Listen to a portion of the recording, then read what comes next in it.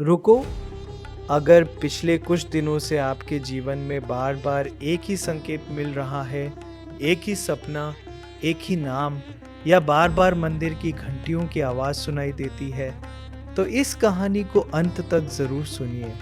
कहते हैं, कलयुग में भगवान सीधे दिखाई नहीं देते, लेकिन संकेत ज़रूर देते हैं। पर अफ़सोस, ज़्यादातर लोग उन संकेतों को पहचान ही नहीं पाते। रमेश एक साधारण किसान था। जीवन में हर तरफ परेशानी थी। खेती में नुकसान, घर में बीमारी, कर्ज और मन में निराशा। उसने भगवान से प्रार्थना करना भी लगभग छोड़ दिया था। एक रात उसने दुखी होकर कहा, हे प्रभु, अगर आप सच में हो तो मुझे कोई संकेत दीजिए। मैं अब हार चुका हूँ। अगली सुबह जब वो खेत की ओर जा रहा था, तभी एक बूढ़े साधु मिले।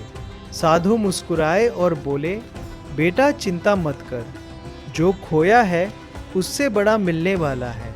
रमेश ने सोचा ये तो हर साधु कह देता है और आगे बढ़ गया। अगले दिन बाजार में एक अजनबी बिना किसी कारण उसके हाथ में एक छोटा सा प्रसाद देकर बोला, भगवान तुम्हारे साथ हैं। रमेश ने इसे भी संयोग समझ लिया। तीसरे दिन मंदिर के सामने से गुजरते समय अचानक तेज घंटियां बजने लगी। उसके कदम अपने आप रुक गए।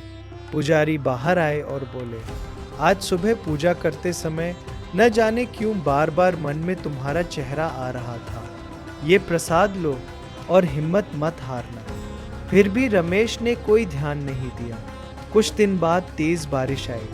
गांव के कई खेत डूब गए, लेकिन रमेश का खेत बच गया, क्योंकि कुछ दिन पहले उसने बिना किसी योजना के खेत की मेड़ ऊंची कर दी थी। उसे याद आया कि वही काम उसने उस दिन किया था, जब साधु ने कहा था, जो खोया है उससे बड़ा मिलने वाला है।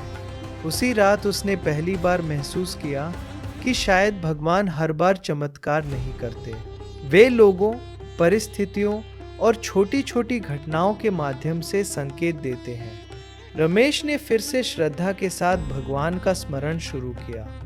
धीरे धीरे उसका मन शांत होने लगा।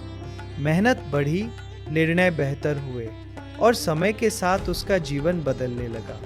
उसने समझ लिया, भगवान का सबसे बड़ा संकेत हमेशा चमत्कार नहीं होता, बल्कि सही समय पर मिली सही प्रेरणा होती है। कहते हैं, कलयुग में भगवान दिखाई कम देते हैं, लेकिन महसूस जरूर होते हैं। सवाल ये नहीं कि भगवान संकेत देते हैं या नहीं, सवाल ये है कि क्या हम उन्हें पहचान पाते हैं।